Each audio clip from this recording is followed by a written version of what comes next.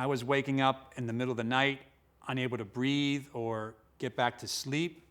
I went through so much sick time over those 6 months that I had none left at the end of the school year. None.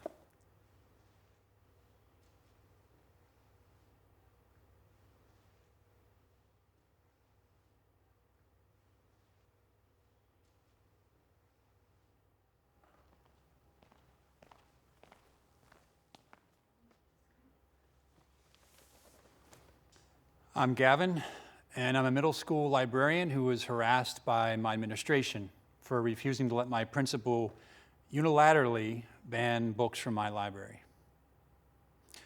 When the story began, I was in my 4th year working at Cedar Heights Middle School. I started working there in 2018. The middle school is a part of Kent School District, a suburb about 20 minutes outside of Seattle, and it's a very large school district. I'd been there for 3 years and was starting my 4th school year. I made the decision that I was going to focus on really making sure I expanded my LGBTQ books. We had an active gay-straight alliance club there. I knew there were a lot of students who were non-binary or outwardly expressing that. I wanted to make sure they knew they were supported and they saw themselves represented in the library. So I looked into what books I should get. Now, this is a 7th and 8th grade school, so the students range between around 12 to about 14 or so. And according to national statistics, when someone is starting 7th grade, roughly 2% of those students have started engaging in sexual activity. By the time they leave 8th grade, that's up to about 20%, so that's a lot. And making sure that students are equipped with knowledge to make the right choices is really important. So one of the books I looked at was called Jack of Hearts and Other Parts. It's a young adult book by L.C. Rosen about a sexually active teen who gets a stalker after he's persuaded to write an advice column for his peers. And that's the gist of the story. Anytime the character is going to be engaging in any sexual activity, it fades to black. There are no sex scenes in the book, and there's always talk about consent. There's always talk about condoms and safer sex practices. The advice columns are throughout the book, and all the questions are from actual teens. The author worked with sex educators in writing the answers to make sure they were medically accurate and that they were stressing the importance of consent and safer practices. I looked at that one very carefully before I decided to go ahead and include it. It was not one that I was going to recommend for most students, but having it available for those who need it, I thought was an important option.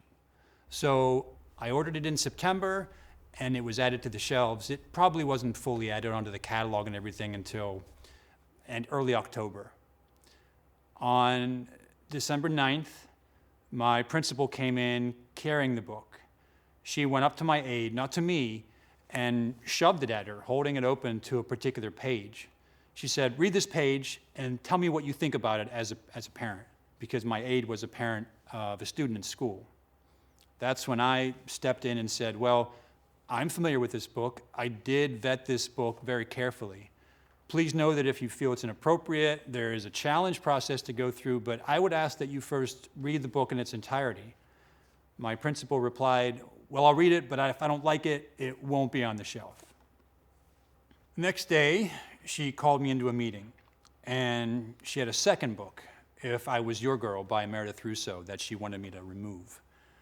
By the time this was all over, there were 3 specific books she wanted removed, and she wanted me to bring her all the other books that had, quote, sexually explicit material in the library.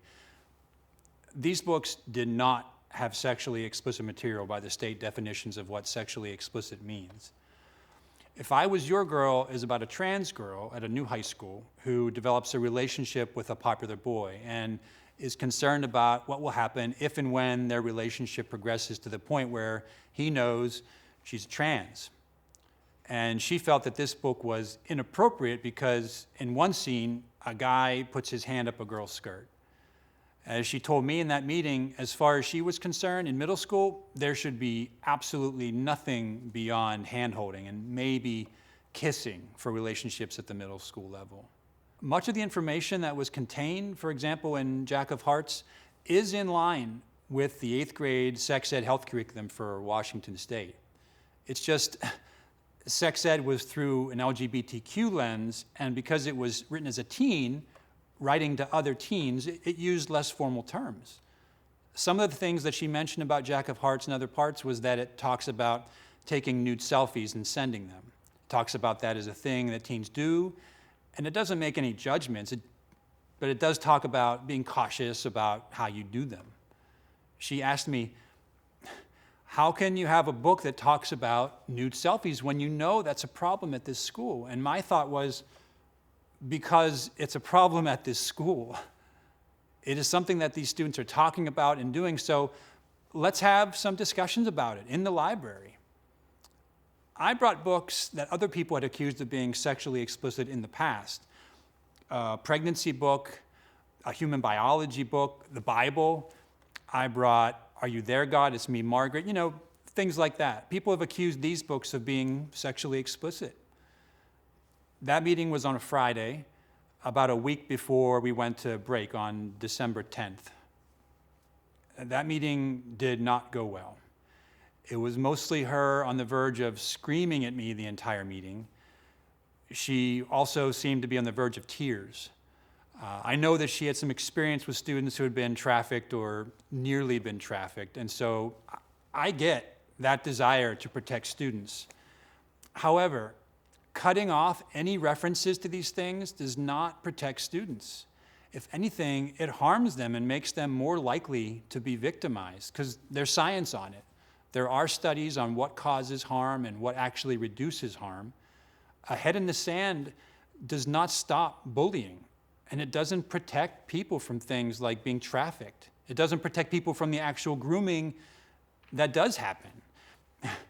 Using that term grooming in that way against the people who are trying to protect students is grotesque, because it's a 1-2 punch. It's taking people who are protecting students from that kind of predation and claiming that they are the predators. It's dangerous.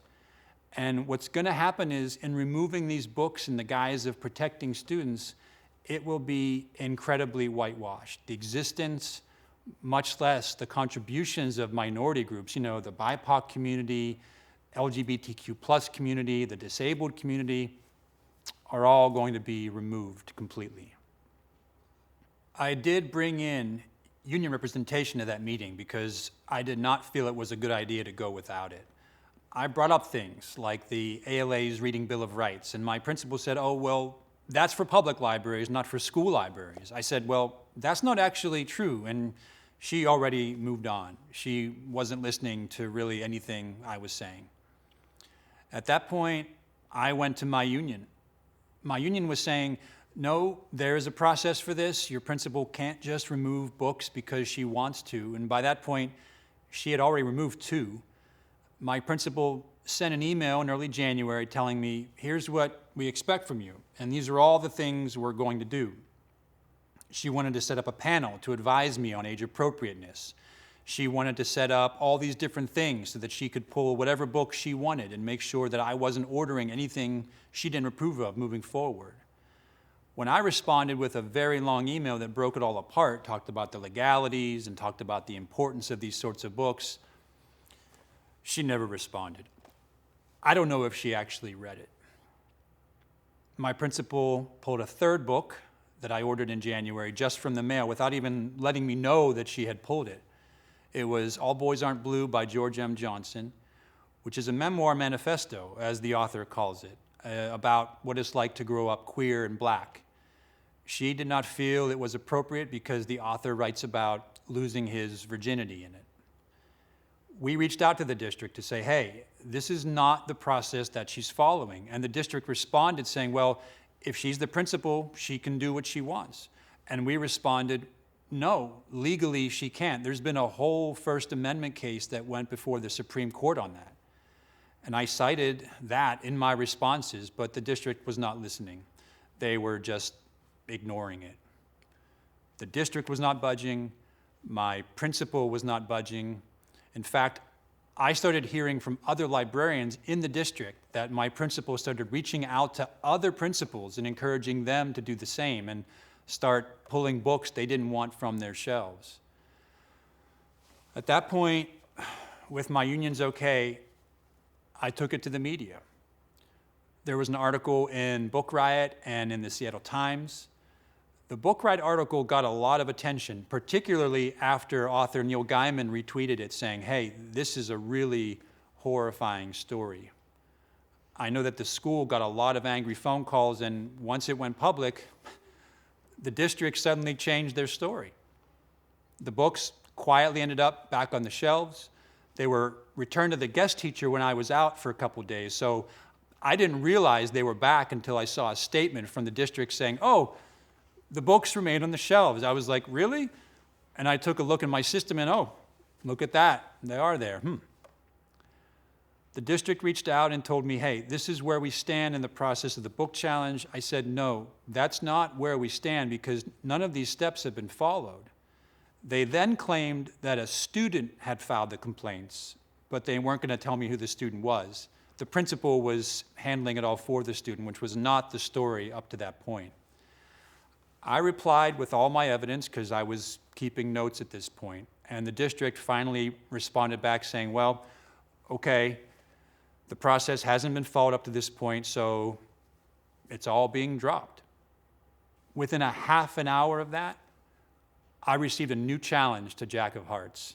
This challenge came from a community member who did not have students at the school, but she had worked with my principal in the past, and I believe they attend the same church. We started going through the process.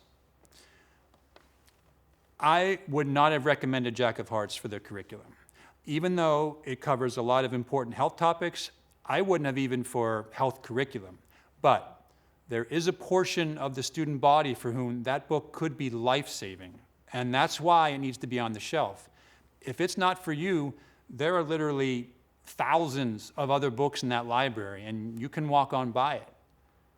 When the actual book challenge came in, my response was 20 pages long and included a letter from the author. It's being used now as an exemplar for book challenges. As far as I'm concerned, anyone can crib from it whatever they need to. When the principal first brought the book challenge to me, I reached out to several of my LGBTQ friends and said, hey, would a book like this have been helpful for you in middle school specifically? One of my friends went out and read the book before answering it, and after reading it, said it would have been absolutely transformative for them in positive ways if they'd had it in middle school, and wrote a letter to that effect that I included. And again, I don't think my principal read it. The process eventually took us before the school board, and the school board made their decision the Wednesday after school let out in late June. They finally made the decision to not ban the book. It was a close call. I received a lot of emails of support, but I also received a lot of emails that were definitely not supportive. I received a threatening phone call that mentioned my wife by name. Abruptly, with my principal leading that charge, people who I had been friends with in the school building no longer spoke to me. They barely spoke with me professionally. Some of them didn't even do that, and some would just be rude to me at every opportunity. I'd get glares from the staff whenever they saw me. They'd do things like change the locks on my office without telling me. It became a very hostile working environment. I'll be honest, for most of those last 6 months, I stayed in my office with the blinds closed as much as I could. I'd come out for the students because they deserved my support, but as much as I could, especially when my aide was there, I'd be in my office with the blinds closed. I'm still good friends with some of the teachers that I worked with there. Some of them are still friends on Facebook. There's one I text with on a regular basis. Some of them just wanted to stay neutral in all of it. And I'm like, that's fine, stay neutral. I'm not trying to put anyone, I'm not trying to draw sides. I'm just trying to do my job. I was waking up in the middle of the night, unable to breathe or get back to sleep. I blew through all of my sick time. In all the years I've been teaching, I almost never took sick time because I loved my job so much. I have a healthy immune system, but I went through so much sick time over those 6 months that I had none left at the end of the school year. None. Back in about February, I learned that one of the high school librarians was retiring. I reached out to her and said, hey, I'm thinking about applying for your position. And she said, I think you'd be a great fit. She encouraged it.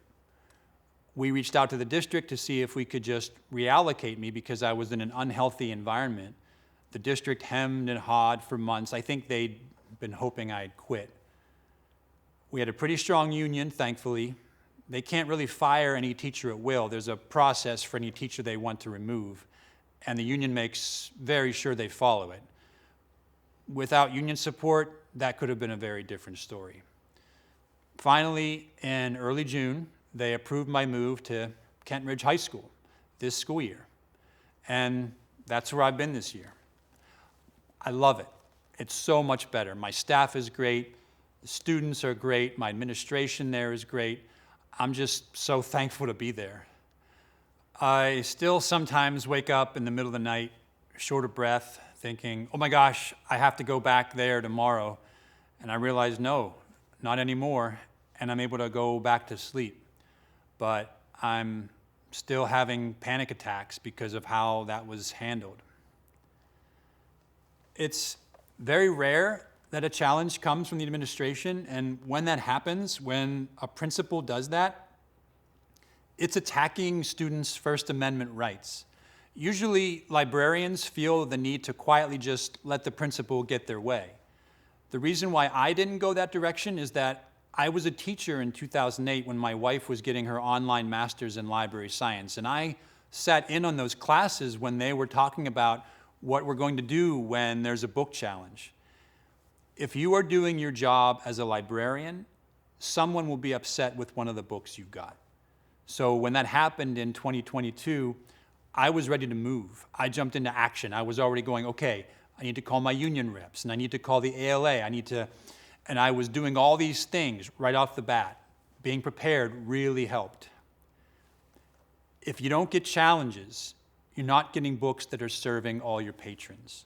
But these challenges are trying to prevent students from experiencing the world by locking down their definition of what the world should be. There's a lot of evidence to suggest that this is part of an organized attack on public education in general. I did have a lot of community support. There were plenty of parents who did reach out to me who were very supportive. The kids almost never spoke about it, so I'd been given some pins that I just allowed for students to take if they wanted them. Little pins that said, "Queer books save lives." There was a moment in June, just after I had been told that I was going to be able to transfer the next year. It was Pride Month. My principal had raised the ally flag in front of the school herself. I had a very shy student come up to me that month during Pride. He didn't say a lot and kept to himself for the most part. I mean, he was often in the library, but just kept to himself for the most part. He came up to me and he said, "Mr. Downing, I just wanted to thank you for always having such great books in the library." He put that emphasis there. He looked around to make sure no one was looking. He raised his fist and said, "Happy Pride." In that moment, everything I had gone through was worth it.